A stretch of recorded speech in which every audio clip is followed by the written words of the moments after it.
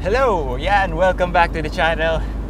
Another adventure tayo ngayon. Dito pa rin tayo sa Bicol region, sa Sorsogon. Hanap tayo ng spot dito kung saan pwede tayo mag-car camping. So, tara!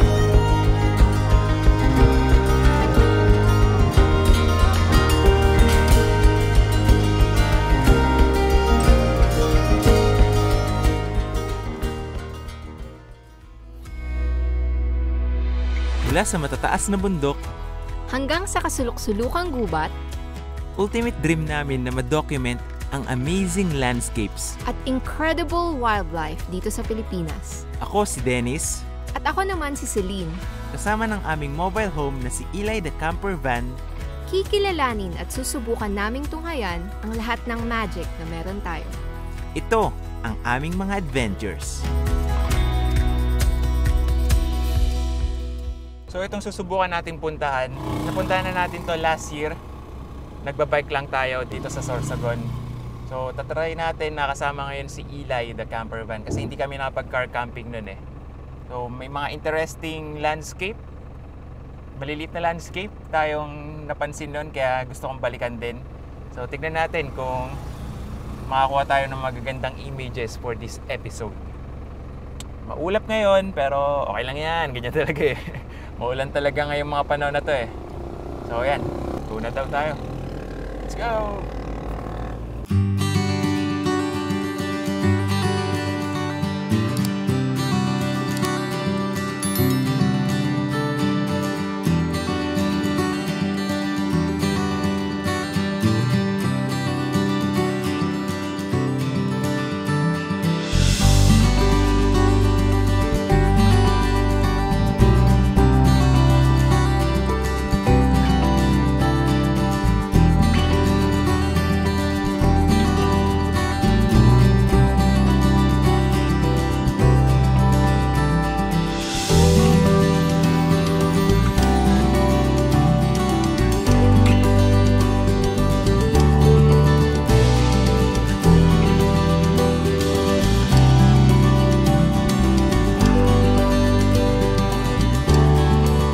Nakarating kami sa spot na dapat pupuntahan natin kaso nagsarado na pala yun. Perfect pa naman for car camping sana yung spot na yun para sa amin. Kaya ito, naghanap na lang kami ng iba pang pwedeng maging spot natin for today's video. Okay, so nandito na tayo sa spot na to. Actually, naiba tong spot natin ngayon. Kasi yung dapat na pupuntahan natin, medyo malapit lang dito. And nagsarado. So, hindi pa tayo sure kung pwede tayo mag-overnight dito. Sana naman. Tignan natin kung may mapagpapaalaman tayo dito.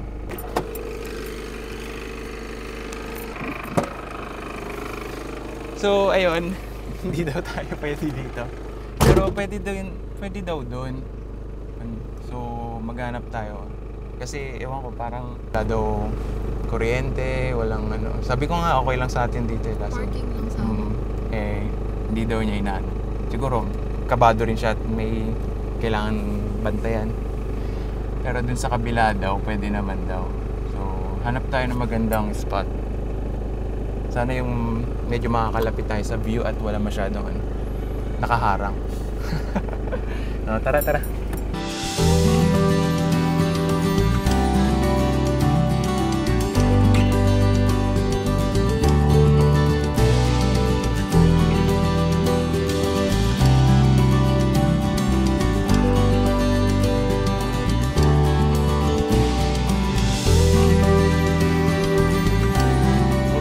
check tayo. 12:40 na ng tanghali. Yan. So naghanap pa rin tayo ng spot. Kasi bakit sarado yung dapat na pupuntahan natin eh. Sayang, maganda pa naman dun sana. Perfect for car camping. Pero ayun, may barikada na.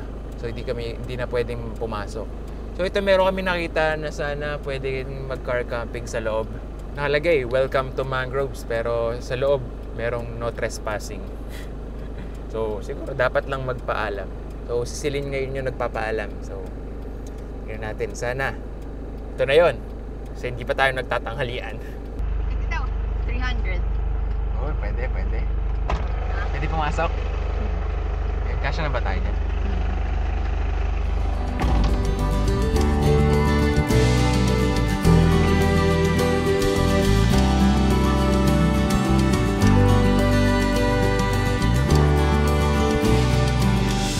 Okay, so nandito na tayo ngayon sa wakas. Dahil mag-alauna ng tanghali. Yan. So wakas may tumanggap na rin sa atin. Ganda yung lugar, malawak. So pwede pa daw maglakad-lakad. Pwede tayong maganap ng mapipicturean. For now, ayusin na muna natin mga gamit natin. Yan, katulad ito. Yung unan natin, dito yan nakalagay sa harap pagka nakapark na tayo. So ayun, tanghalian na tayo. Late lunch.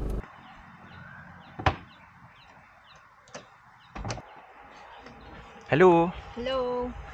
So, anong tanghalian natin? Iinitin natin yung ginatang santol. So, as usual, init-init tayo kasi nakapagluto na ng mga nakarang araw. Itan. Hinitan natin, nakasaksak dito sa EcoFlow. Siguro mga 10 minutes lang yan. Then kain na! Ayan ang ulam natin. Ginataang santol and breaded magic meat. Nice. Rice. Rice natin. Itadakimasu. Dito pala sa Mangrove Beach, yan. Meron din mga matutulugan dito. Tapos may mga cottages din. Yan, ganda.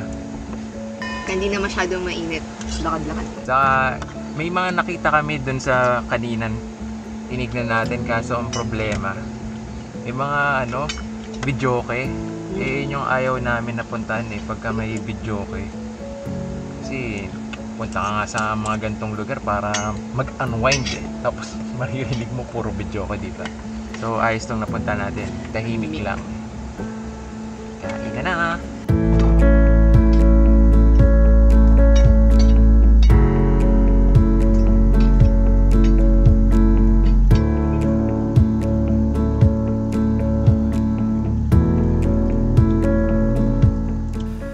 Ayun, sobrang busog. Ay, nakaraos din. Buti nakahanap tayo agad ng pwedeng mapag-car campingan. At ito, relaxation muna tayo habang naghihintay na medyo bumaba yung araw. Para pag nilibot natin to hindi na masakit sa balat yung araw. Ito yung view natin ngayon dito kay Eli the Camper Van.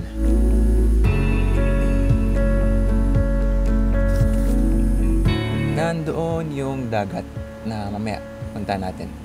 Hopefully marami tayong mapicturean. Si Celine magtatry na mag-birding kung merong mga birds doon. Tapos ako, palipad ng drone siguro. For now, relax muna.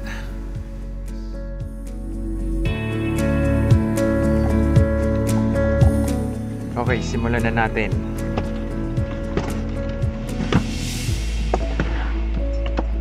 Pumoprotekta sa mga camera namin ay Raptor syempre. Tada! Tapos ilipat natin dito sa low pro natin. So pagka nasa loob ni Eli, yan, sa Raptor namin nilalagay. So paglalabas at mag-photography na, dito na sa low pro bag. Yung kay Celine ngayon, bibit-bitin lang niya. In case na may makita siya na ibon agad.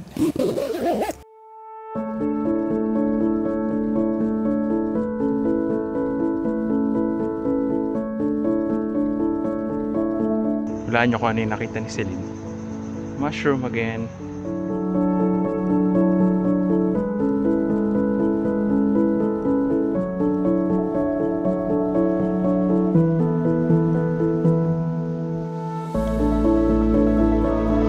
You know, sarap tumambay dito.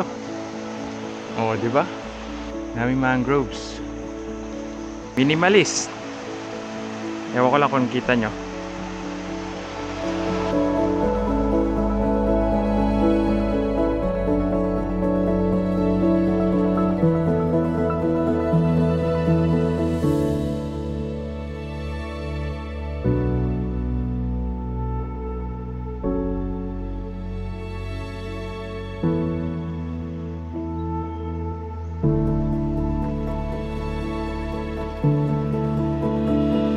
So, nandito tayo ngayon sa harap ng Paguriran Island. Ayan, sikat na sikat dito sa Sorsogon. Paguriran Island. So, susubukan natin kuhanan ng panoramic shot. Yan yung naisip ko sa image na to. 3:40, mag-alas 4. Tingnan natin, pagka mas maganda pa yung liwanag mamaya, i-retake ko na lang tong image na to. So, gagamitin natin telephoto lens. Telephoto long lens. Yan.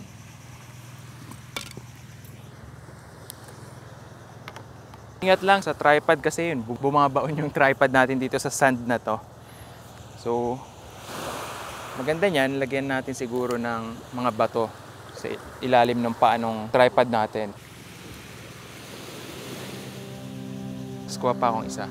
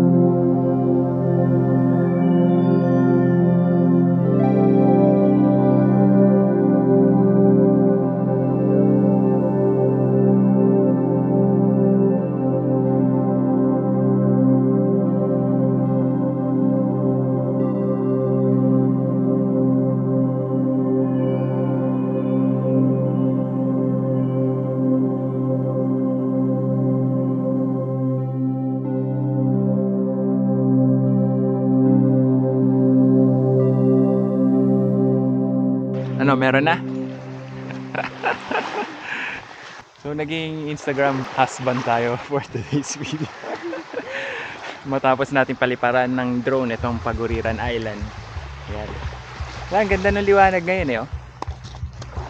So, pang profile picture daw ni Celine. So, ito yung mga nakuha namin. Nakuha ko na picture ni Celine. Pak, pak, pak, pak, pak, pak. Ayan. Ano, meron na ba? Weekdays pala dapat pumunta dito para walang katao-tao. Last time na pumunta namin dito last year, napakaraming tao. Ate yun. Wala, parang dalawang grupo lang kami sa stretch ng beach na to. Astig. Nakita ko ng pipicturan. Kailangan ko ng long lens. Sa di kalayuan kung saan bababa ang araw ngayong sunset, napansin ko tong napakagandang scenery na to. Napakasimple ng composition na to. May mga ridges lang tayo ng bundok. Tapos may foreground tayo na I think fish pen to na nag-a-add contrast dito sa composition na to. Kaya naman para walang humarang na mangroves dun sa composition natin, pumunta tayo dito sa may gitna ng dagat. Lagpas tuhod na yung tubig. Pero fight pa rin yan. Kasi sobrang nagustuhan ko naman tong image na to. So, enjoy this image, guys.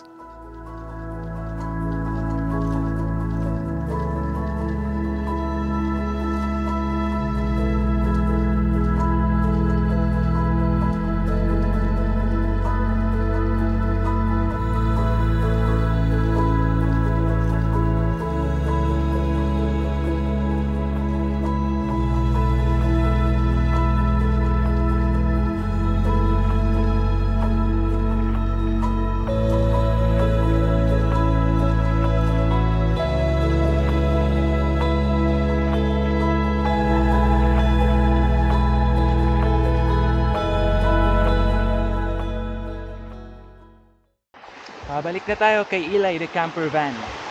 Astig talaga, buti na lang talaga di tayo sumuko sa paghanap ng car camping site eh. Makapag-overnight pa tayo. Tapos tingnan natin bukas ng sunrise. Kung kamusta liwanag dito. No problem. Yan, balik na tayo kay Eli the camper van para makapaglinis-linis. Lalo na itong tripod ko, nako. Kailangan mabanlawan ng fresh water. Kasi tingnan natin dito sa salt water.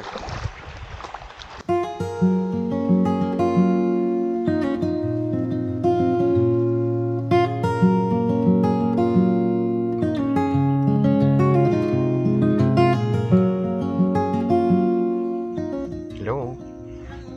Ganda ng pwesto mo dyan ah. Yes. That's it ba? That's it. Tapos na ako kumain.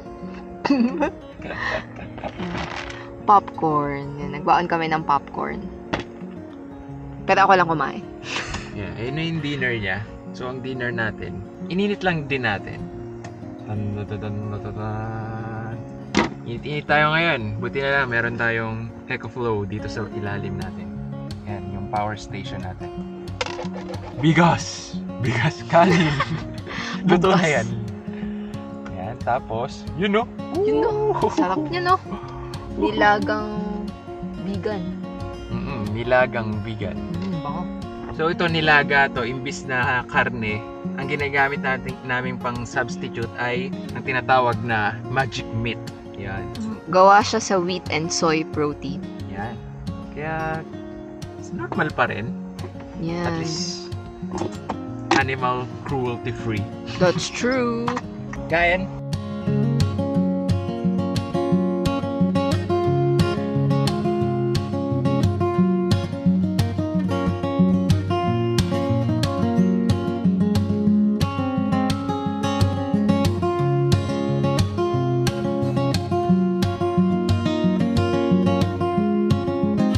Okay, nakapaghugas na tayo ng pinggan. So dito sa resort na napunta natin ay merong CR syempre. At doon tayo naghugas ng pinggan para hindi na natin kailangan gamitin yung tubig doon sa taas ni Eli. Tapos yung mga batteries ng drone ay china-charge na rin natin dito sa EcoFlow.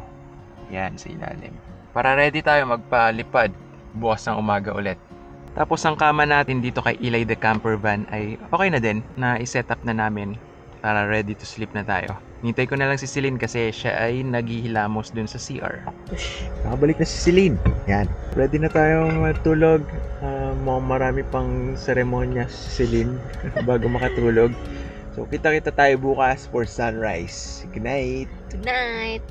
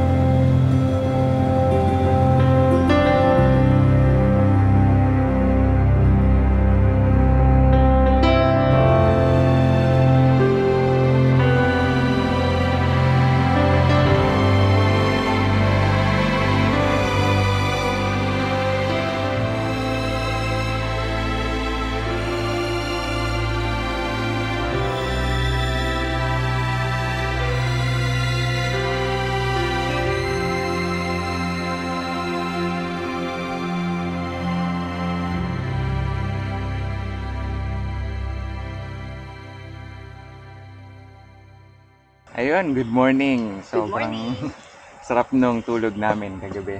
Lamig pagkagising namin. Actually, midnight parang umuulan pa. Oo. Pero eto, makulimlim lang pero walang ulan. So, nag-set up kami dito sa labas ni Eli the camper van ng mga upuan tapos para makapagluto tayo ng breakfast. Ayan, no? EcoFlow Gaming. So ngayon, nagluluto kami gamit itong EcoFlow natin. Ayan. Nagsasaing din tayo. Nakakabit sa EcoFlow. Ayan. So mamaya, pagka lumitaw ang araw, saka natin charge to. For now, gamit ang EcoFlow sa pagluluto. So babe, ano bang ano natin? almusal natin ngayon? Nagsaing na tayo, tapos ang ulam natin ay Viga meat-free tocino. Oo, yun oh. Kala nyo kayo lang may tocino ha. Kaming vegetarian at vegan ay may tocino. Yan, wala kaming table. Naiwan namin sa may home base natin sa Sorsogon. Kaya ginamit namin tong Raptor case natin as table. Mukhang ready na yan ha. So para hindi na namin iset up tong awning natin sa gilid ni Eli, dito na lang kami sa may rear door. Total, dalawa lang naman kami. So ayun, tinamad na. Nagkatamaran na. Ang ganda nung palipad natin ng drone din kanina. Nagustuhan ko yung color patterns dun sa sa dagat. Yun. Meron tayong, siguro nakita na nila, ikaw, di mo pa nakikita yun. So, kain na tayo? So, luto na yung kanin natin. Ayan, no? Si Celine, bihirang kumain ng almusal. Kaya, ang sabi mo, babe? Pepengin na lang sa akin. Hihingi na lang siya sa akin. Ayan, ayan yung trip niya ngayon eh. Pagka kumakain ako, saka siya hihingi. Pero pag inaalok ng separate na pinggan, ayaw niya. Vitamilk.